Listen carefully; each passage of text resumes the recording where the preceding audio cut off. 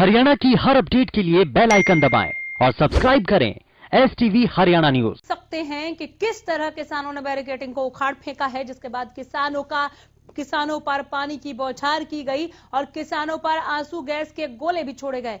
किसानों को लगातार बॉर्डर एरिया से पीछे हटने के लिए पुलिस हर संभव प्रयास कर रही है, पीछे हटाने के लिए कोशिश कर रही है।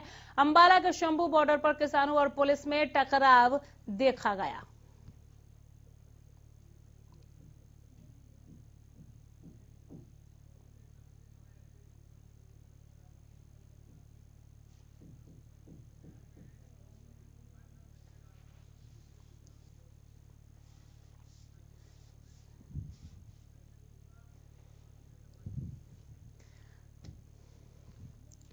फरीदाबाद दिल्ली बॉर्डर से संजय गुप्ता हमारे साथ जुड़ गए हैं। दिल्ली गुरुग्राम बॉर्डर से संजय राठौर हमारे साथ जुड़े हैं। आप दोनों संजय का मैं बहुत स्वागत करती हूं और मैं बहुत ही एक तरीके से ये कहूंगी कि लगातार आप लोग जो रिपोर्ट हम तक पहुंचा रहे हैं उसकी दाद देती हूँ। लगातार बने हुए हैं आप ऐसे खबर पर जहां लगातार हम प्रशासन की मुस्तैदी देख रहे हैं और किसानों की तरफ से आगे बढ़ने की एक होड़ आप कह सकते हैं, हठधर्मिता इसे सरकार की तरफ से कहा जाए या किसानों का, ये हम छोड़ देते हैं प्रशासन के ऊपर।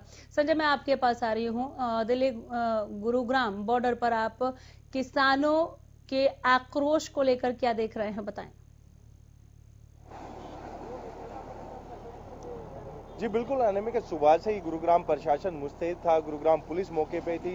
यहाँ पर काफ़ी बैरिकेडिंग कर दी गई थी और जिसको हटा भी दिया गया था। अभी भी आप देख रहे हैं कि जिस तरीके से गुरुग्राम दिल्ली बॉर्डर पे काफ़ी लंबे जाम की स्थिति बन गई थी, जिसकी वजह से एम्बुलेंस भी उसमें फंसी थी। लेकिन एक बार फिर यहाँ जाम की स्थिति बिल्कुल खुल गई है। और साथ ही साथ मैं किसानों की बात करूँ, किसानों का कोई जत्था या फिर किसानों का कोई नेता अभी तक दिल्ली गुड़गांव बॉर्डर पे नहीं पहुंचा है। हालांकि गुरुग्राम पुलिस मुस्तैद थी, जिला प्रशासन के अधिकारी बीच बीच में आके राउंड यहाँ लगा रहे थे। और अभी भी आप देख सकते हैं कि कितनी तादाद में गुरुग्राम पुलिस के ये जवान यहाँ मौजूद हैं कि शाम का समय कभी इस समय जो किसान नेता है या फिर किसान दल यहाँ ना पहुंच जाए दिल्ली कूच करने के लिए। तमाम अभी भी अधिकारी की मैं बात करूं या फिर पुलिस के जितने भी जवान हैं वो मौजूद है। बैरिकेडिंग यहाँ लगाई गई थी, लेकिन एक बार फिर आप देख सकते हैं बैरिकेडिंग को हटा दिया गया था क्योंकि काफी लंबा जाम यहाँ लग गया था। लोगों को काफी भारी दिक्कत का सामना करना पड़ रहा था। और साथ ही साथ दिल्ली पुलिस का इससे आगे भी एक बैरिकेडिंग लगाई गई थी, उसको भी हटा दिया गया क्योंकि 4 से 5 किलोमीटर लंबा यहाँ जाम लगा था। अब आप जाम की स्थिति देख सकते हैं, काफी स्मूथ ट्रैफिक चल रहा है। हालांकि गुरुग्राम ट्रैफिक पुलिस की इसमें काफी तारीफ भी करनी होगी, जिस तरीके से बड़ी जल्दी उसको कंट्रोल में लिया गया। अभी भी आप देख सकते हैं कि गुरुग्राम पुलिस के जो अधिकारी हैं या फिर जवान हैं वो मुस्तैद हैं ट्रैफिक को सुचारू रूप से कैसे चलाया जाए।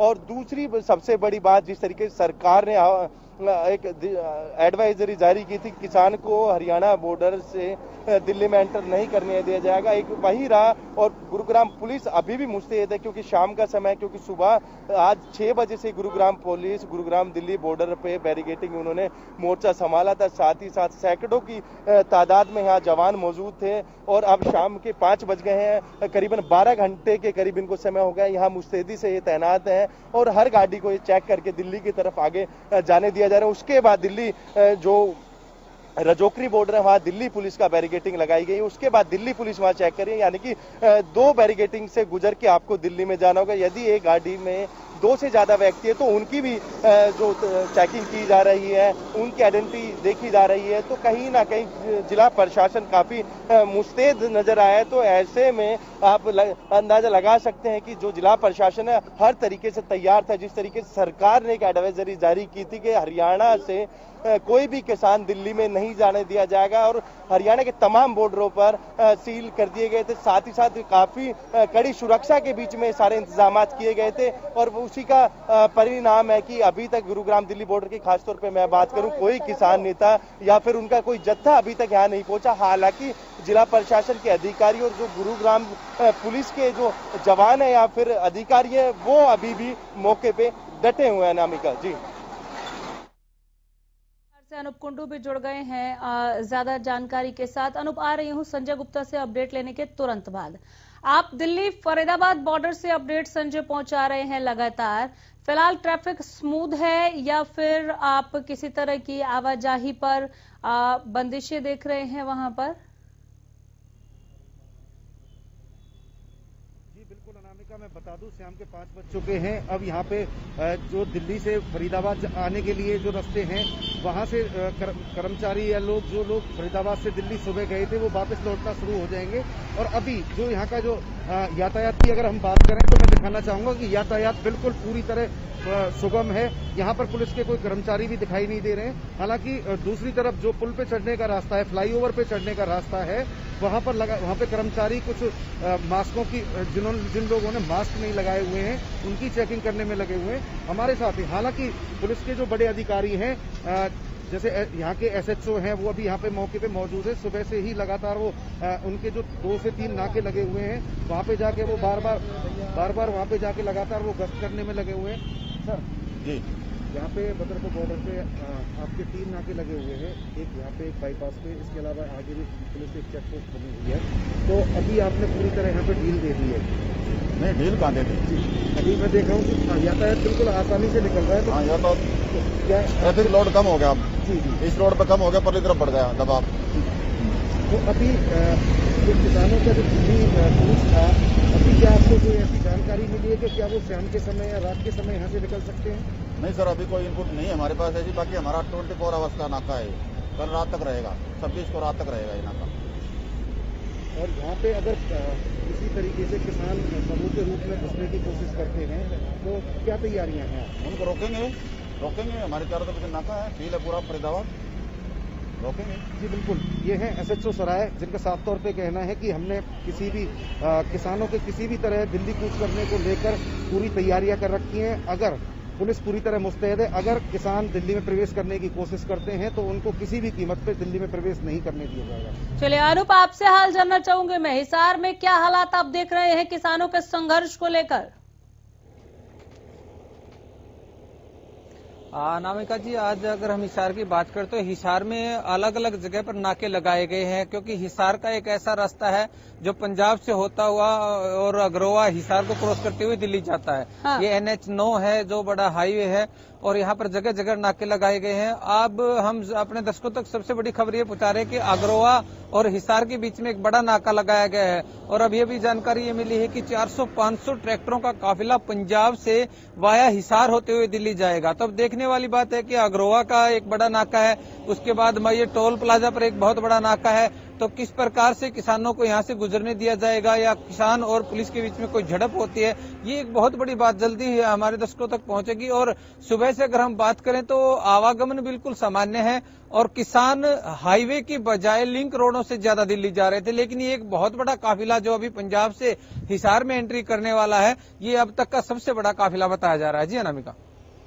बिल्कुल संजय राठौर, आपकी तरफ मैं रुख कर रही हूँ। मैं देख रही हूँ कि काफी तैयारी हरियाणा पुलिस और दिल्ली पुलिस की तरफ से भी की गई है। आपने दोनों के बैरिकेडिंग्स का भी जिक्र किया, बातचीत भी हम तक पहुंचाई। संजय, जिस तरह से किसानों को रोकने की कोशिशें की जा रही है, किसानों में एक अलग ही आक्रोश बना हुआ है कि हम अपने हक की आवाज आखिर क्यों नहीं उठाए और हमें प्रशासन क्यों दबाना चाहता है, क्यों हमें रोका जा रहा है? इस क्यों का जवाब किसी ने दिया? कोरोना के अलावा कुछ और भी कहा जा रहा है क्या किसानों से? संजय राठौर।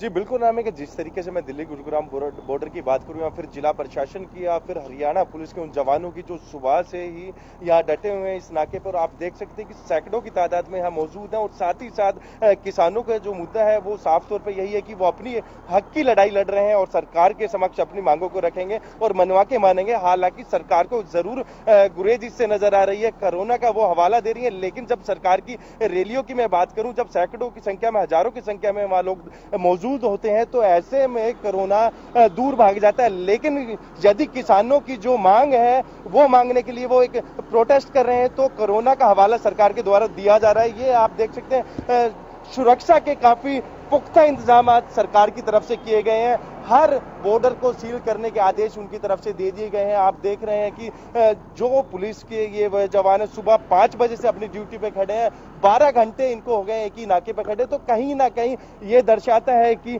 जिस तरीके से इनको एक आदेश दिया गया उस आदेश का पालन ये डट के कर रहे हैं। लेकिन जब किसानों की बात आई तो किसान अपने हक की लड़ाई जरूर लड़ रहे हैं, लेकिन ऐसे में सरकार को गुरेज जरूर नजर आ रही है। यही एक बड़ा कारण है कि सरकार किसानों को दिल्ली में एकजुट नहीं होने देना चाह रही है। यही सबसे बड़ा है। हालांकि कोरोना का उन्होंने जरूर हवाला दिया है कि सोशल डिस्टेंसिंग, मास्क, बहुत सी चीजें ऐसी बता दी गई हैं, लेकिन जब एक पार्टी की जब रैली होती है, जब हजारों की संख्या में लोग इकट्ठे होते हैं, जब ये सारी गाइडलाइंस कहाँ चली जाती है, ये एक बहुत बड़ा सवाल है, निशान जरूर खड़ा होता है। लेकिन जब अपने जरूरी तो नहीं, मांगे उठाने का केवल सड़क एक जरिया नहीं है। आप दिल्ली कूच करके ही अपनी बात नहीं रख सकते। बिल्कुल लोकतंत्र है, आपको हक है अपनी आवाज उठाने का। आप एक मेज पर भी बैठकर अपनी बात कर सकते हैं। सरकार आह्वान कर रही है, सरकार बुला रही है कि कहाँ खामी आपको दिख रही है, कहाँ आपको कुछ समझ नहीं आ रहा है कृषि कानून में, आप आइए हमारे साथ बात कीजिए। ऐसे में ये हट धर्मिता की नहीं हम तो दिल्ली कूच करेंगे, ये मुझे समझ में नहीं आ रहा। दिल्ली कूच के पीछे वजह यही है कि सरकार इनकी बात सुने, और अगर सरकार बात करने के लिए बुला रही है तो फिर दिल्ली कूच क्यों? आपने बहुत सारे पुलिसकर्मियों को हमें दिखाया। मैं अभी थोड़ी देर में आपके पास लौट रही हूं और मैं चाहूंगी कि आप इन पुलिसकर्मियों से बात करें, ताकि मैंने देखा ये पूरी तैयारी के साथ यहां पर खड़े हैं। इन्हें आदेश क्या है, किस किस तरह से किसानों को रोकने के आदेश दिए गए हैं, इस सवाल का आप जवाब इनसे जरूर लीजिएगा। मैं बस अभी लौट रही हूं 15 अलग अलग तस्वीरों को हमारे दर्शकों के पास पहुंचाने के तुरंत बाद। देखिए 15 तस्वीरें अंबाला, फरीदाबाद, गुरुग्राम, करनाल, सोनीपत, बहादुरगढ़, गुलाचीका, होडल, जाखल मंडी, राई, सिरसा, हिसार। ये जो अभी बता रहे थे अनूप कुंडू की पंजाब से होते हुए भी यहाँ पर किसान पहुंच सकते हैं। ये रास्ता इस तरफ से हिसार से होते हुए ये दिल्ली तक आता है।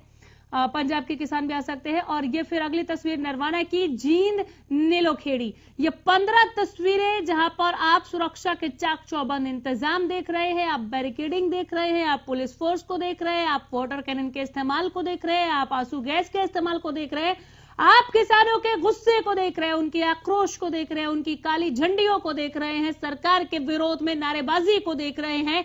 3 कृषि कानून पर आज अन्नदाता सड़क पर खड़ा है। वो बिल्कुल कोरोना का नाम सुनने को तैयार नहीं है। उसे चाहिए तो चौथा अध्यादेश जिसमें एमएसपी की गारंटी हो। सरकार कह रही है जब मैं एमएसपी हटाया ही नहीं तो गारंटी की बात कहां से आ गई। लेकिन एक रास्ता तो निकालना पड़ेगा। दोनों तरफ से अपनी अपनी बात पर अड़ने से काम नहीं चलेगा। आखिर कब तक इस तरह से व्यवस्थाएं बाधित होती रहेंगी? आम लोग भी परेशान हो रहे हैं। कई जगहों पर अभी हमारे संवाददाता खुद बता रहे थे कि जब 4-4, 5-5, 6-6 किलोमीटर लंबा जाम लग गया तो बैरिकेडिंग हटाकर वाहनों को जाने दिया गया। तब तक ये इंतजार किया जा रहा था कि कहीं ऐसा ना हो कि किसान अचानक से आ जाए और उन्हें रोकना मुश्किल हो जाए। जिन्होंने इतने किलोमीटर तक खड़े होकर इंतजार किया है उनका कितना नुकसान हुआ होगा, ये दोनों तरफ से समझना होगा। किसानों को भी समझना होगा कि कोरोना के इस महामारी में, संकट के इस ऐसे समय में अगर वो एक साथ इकट्ठे होते हैं तो वो अपने घर परिवार के लिए कोरोना को अपने कंधे पर बिठाकर ले जाने का काम करेंगे, जो उन्हें कतई नहीं करना चाहिए। मांगे मनवाना एक बात है, मांगे मनवाने का तरीका और मांगे मनवाने के समय पर भी फोकस करना होगा। दूसरी तरफ सरकार की जिम्मेदारी है यह सुनिश्चित करना कि सबका साथ सबका विकास का नारा लगाने से केवल काम नहीं चलेगा। आप बुलाइए, बैठकर बात कीजिए। आप कहते हैं कि किसान समझदार है, आपने किसानों को समझा लिया, तो फिर ये कौन लोग हैं जो सड़कों पर है, जिनके लिए आपको इतना तामझाम करना पड़ा, आपको इतनी व्यवस्था करनी पड़ी कि सुबह 4 बजे से और कई ज्यादातर जगहों पर, ये 15 ही तस्वीर है, ऐसी 20 तस्वीरें और है जो हम लगातार आपको दिखा रहे हैं। ज्यादातर जगहों पर कल से या फिर परसों शाम से इस तरह की तैनाती की गई है। आपने कल भी अंबाला की तस्वीर देखी जहां पर वाटर कैनन का इस्तेमाल करना पड़ा था। कल से ही दिल्ली कूच की तैयारी वहां से शुरू हो गई थी। घरों से किसान नेताओं की गिरफ्तारियों की वजह से भी इन किसान भाइयों में गुस्से का ज्वार भाटा फूटा है। इसे कैसे रोका जाए, ये जिम्मेदारी है सरकार की। सरकार की तरफ से कुछ जरूर बोला जाना चाहिए, कुछ जरूर इनके बीच में जाकर इनसे कहा। तो इन 15 तस्वीरों पर मैं जितना आपको ये तस्वीरें ब्रीफ कर सकती थी मैंने किया। हरियाणा न्यूज पर आप लगातार अपडेट देख ही रहे हैं, हमारे संवाददाता बने हुए हैं, लगातार अपडेट आप तक पहुंचा रहे हैं। संजय राठौर और अनुप कुंडू अभी भी हमारे साथ है। संजय, कुछ पुलिस कर्मियों से आप बात कर सकते हैं, ऊपर से इन्हें क्या आदेश है, किस किस तरह से? मैं देख रही हूँ तैयारियां तमाम है, लाठियां भी हैं इनके हाथ में, बैरिकेड्स लगाए हुए हैं इन्होंने, तैनाती जो है वो एक बड़ी संख्या में दिख रही है मुझे। आपने कहा कि थोड़ी ही दूरी पर एक और नाका है, वो दिल्ली पुलिस का है। तो इनसे जरा पूछें कि क्या आदेश मिले हैं, अगर किसान नहीं मानते और दिल्ली कूच करने के लिए टकराव की स्थिति होगी तो फिर ये क्या एक्शन लेंगे? जी बिल्कुल अनामिका, मैं ज़रूर बात करना चाहूँगा। जिस तरीके से पुलिस बल यहाँ मौजूद हैं, पुलिस के जो SHOs हैं वो यहाँ मौजूद है, तो मैं उनसे ज़रूर बात करूँगा कि किस तरीके के आदेश उनको ऊपर से दिए गए हैं। जिस तरीके से सरकार के आदेश थे, उसके बाद यहाँ बैरिकेडिंग सब किस तरीके के आदेश दिए गए हैं आप लोगों को? अभी पता नहीं है भैया जी, अभी अफसर बताएंगे। बैरिकेड हटाए हैं अभी बताएंगे हमारे साहब से। तो अनामिका, बैरिकेडिंग अभी हटा दिए गए हैं। जो गुरुग्राम के पुलिस कमिश्नर हैं या फिर DCP हैं, वो यहाँ पर आके इनको आदेश जरूर देंगे। हालांकि इन्होंने साफ तौर पे ये जरूर बता दिया है कि बैरिकेडिंग से यहाँ से हटा दिए गए हैं, जो ट्रैफिक है वो काफी स्मूथ हो गया है। तो मैं जरूर एक बार फिर बात करूंगा। सर, क्या आदेश मिले हैं कि जो बैरिकेडिंग से अभी हटा दी गए हैं? क्योंकि अभी क्यों नहीं देंगे जवाब? जिस तरीके से क्यों नहीं देंगे पुलिस जवाब? कमिश्नर के आदेश, अभी पुलिस कमिश्नर के आदेश आने के बाद ये सब बातें करेंगे। क्योंकि गुरुग्राम में मैं खासतौर पे आपको बता दूं कि ACP रैंक से नीचे के अधिकारी मीडिया को वर्जन देने के लिए अथोराइज नहीं है। यही एक कारण है। जब तक आला अधिकारियों की जो गाइडलाइंस है या फिर हमारे साथ बने हुए अनुप, कोई ऐसी जानकारी, कोई ऐसा अपडेट जो अभी तक आपके पास से हम तक नहीं आई हिसार से? अनामिका जी, सबसे बड़ी अपडेट तो यही है कि अभी जो किसानों का है जत्था वो दो तरह से चला हुआ है। अभी हम बता रहे थे कि एक तो जो अग्रवा होकर हिसार से निकलेगा, और दूसरी जानकारी अभी ताजा ये भी मिल चुकी है कि टोहाना की ओर से, टोहाना से उकलाना सूर्यवाड़ा चौक होते हुए बरवाड़ा से हांसी के लिए भी एक जत्था 200 से 250 ट्रैक्टरों का निकला है। तो इस प्रकार से कह सकते हैं कि सैकड़ों की संख्या में ट्रैक्टर पंजाब से और रतिया और इधर का जो क्षेत्र है पंजाब से जुड़ा हुआ हरियाणा का क्षेत्र है उधर से निकल चुके हैं। तो उन्होंने दो रास्ते इख्तियार किए हैं, एक हिसार का रास्ता होगा और एक दूसरा सूर्यवाला चौक में माहौल गरमाने वाला है। जी बिल्कुल, क्योंकि जैसे ही वो एंट्री हिसार में होगी तो देखने वाली बात है कि प्रशासन उन लोगों को कैसे रोक पाएगा, क्योंकि बहुत सारे वो बैरिकेड्स तोड़ के आगे बढ़े हैं। उससे पहले फतेहाबाद के बैरिकेड्स आते हैं, उनको तोड़ के वो निकलने वाले हैं। अग्रोवा का आएगा, उसको तोड़ के वो निकलेंगे।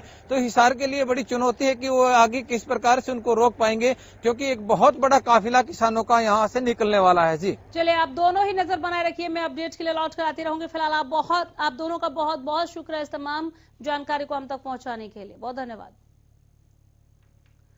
और किसानों के इस आक्रोश, इस सरकार विरोधी नारेबाजी के बीच सीएम मनोहर लाल ने कृषि आंदोलन को लेकर पंजाब सरकार पर जमकर निशाना साधा। सीएम मनोहर लाल ने कहा कि पंजाब सरकार निर्दोष किसानों को बहलाना फुसलाना बंद करे। MSP पर बोलते हुए सीएम ने साफ तौर पर कहा कि MSP पर कभी आंच नहीं आएगी, और अगर आंच आई तो वो राजनीति छोड़ देंगे।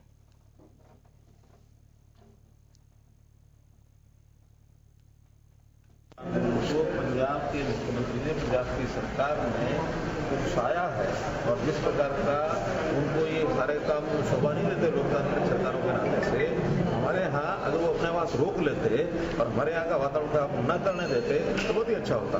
अगर हमारे हरियाणा का वातावरण खराब कर रहे हैं तो ये पंजाब के लोग और जो उकसाए गए हैं कैप्टन अमरिंदर सिंह पंजाब की कांग्रेस सरकार के द्वारा।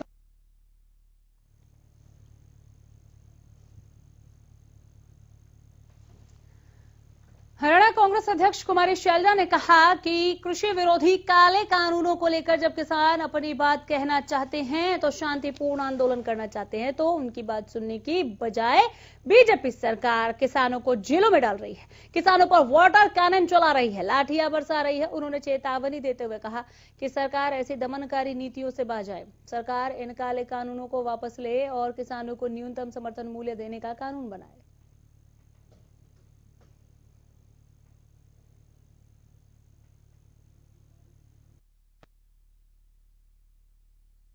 भारतीय जनता पार्टी सरकार ने पहले तो 3 कानून बनाए, तुगलकी फरमान लेकर आए, हमारे अन्नदाता, हमारे किसान की रीढ़ की हड्डी तोड़ने की कोशिश की है आपने, बजाय इसके कि आप उसको उसकी उपज के उचित दाम दें, न्यूनतम समर्थन मूल्य पर खरीद हो। आपने ऐसा तुगलकी फरमान जारी किया है, निजी हाथों में किसान को आपने बेच डाला है। किसान अपनी बात रखना चाहे, एक आंदोलन, शांतिपूर्ण आंदोलन करना चाहे, तो आप उसको वो भी इजाजत नहीं देते हैं। आपने उनकी बात नहीं सुनी, बातचीत में आपका विश्वास नहीं है, आप हमेशा उनको बरगलाते हैं और आज उनको आप अपनी बात रखने का मौका नहीं देते, उल्टा उनको जेलों में भर रहे हैं, उन पर वाटर कैनन चला रहे हैं, उन पर लाठियां बरसाई जा रही हैं। उसकी खून पसीने की उपज देश खाता है, आज उसका खून बहता है। ये भारतीय जनता पार्टी की सरकार को सुनना होगा, उचित कानून आपको लाना होगा, किसान को उसका न्यूनतम समर्थन मूल्य देना होगा और कृपया आप किसान को अपनी बात कहने का मौका दीजिए। ये लोकतंत्र है, किसान को भी अपनी बात रखने का पूरा मौका होना चाहिए। आपने जगह जगह पर उन्हें रोका है, उनको आप बाध्य कर रहे हैं। पहली बात तो अगर आपने उनकी बात सुनी होती तो वो दिल्ली क्यों आते? उनको आपने बाध्य किया है कि वो दिल्ली आए और अपनी बात को रखें। कृपया ऐसी दमनकारी नीतियों से आप बाज आएं और सबकी बात सुने और उचित कदम उठाएं। ये काले कानून वापस कीजिए और किसान को उसका न्यूनतम समर्थन मूल्य देने का कानून बनाइए। राज्यसभा सांसद दीपेंद्र हुड्डा ने किसानों की राष्ट्रव्यापी हड़ताल पर बयान दिया। दीपेंद्र हुड्डा ने कहा कि सरकार की ओर से किसानों के साथ जो किया जा रहा है उसकी वो कड़े शब्दों में निंदा करते हैं। दीपेंद्र हुड्डा ने कहा कि सरकार ने संविधान दिवस के दिन संविधान को तार-तार किया है। दीपेंद्र हुड्डा ने कहा कि सरकार किसानों से उनके संवैधानिक अधिकार को छीनने का काम कर रही है। दीपेंद्र हुड्डा ने कहा कि हम किसानों की इस लड़ाई में उनके साथ खड़े हैं। वहीं उन्होंने कहा कि एमएसपी की गारंटी के बिना किसानों के हित में कृषि कानून नहीं है।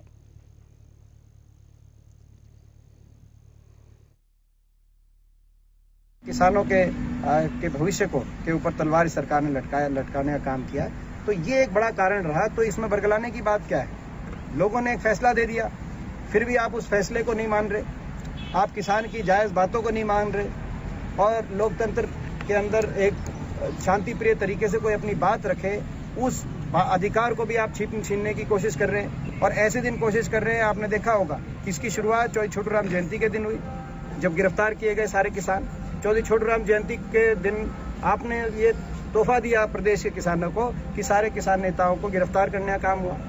और संविधान दिवस और चौधरी रणबीर सिंह जयंती के उपलक्ष्य में संविधान को तार-तार करते हुए उनसे वो अधिकार भी छीनने का काम हो रहा है जो लोकतंत्र के अंदर किसी को भी विरोध करने का अधिकार है।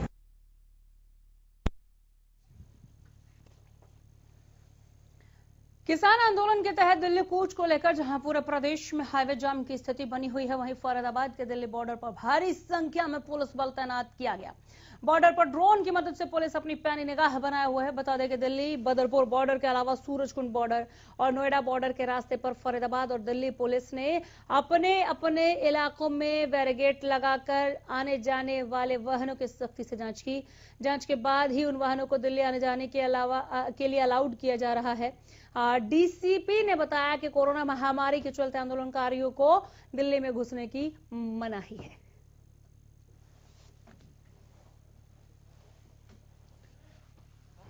उसकी परमिशन ऑलरेडी जो है वो दिल्ली पुलिस की तरफ से रिजेक्ट कर दी गई है कि हम सब जानते हैं कि कोरोना महामारी है और यहाँ पे एक साथ इस तरह से लोग इकट्ठे नहीं हो सकते, उसका जो है वो बहुत ही गलत एक अंजाम हो सकता है। तो ऐसे में हम लोगों ने यहाँ पे बॉर्डर पे, क्योंकि फरीदाबाद से हमारा बॉर्डर लगता है, तो हम एप्रीहेंड कर रहे हैं। वैसे कोई खास ऐसा इनपुट है नहीं, अभी तक कोई आया भी नहीं है। तो हमने जो है वो साउथ ईस्ट डिस्ट्रिक्ट के जितने भी बॉर्डर फरीदाबाद और नोएडा से लगते हैं वहाँ अच्छा अरेंजमेंट लगाया हुआ है और चेकिंग करके ही आगे जो है वो हम लोगों को अलाउ कर रहे हैं।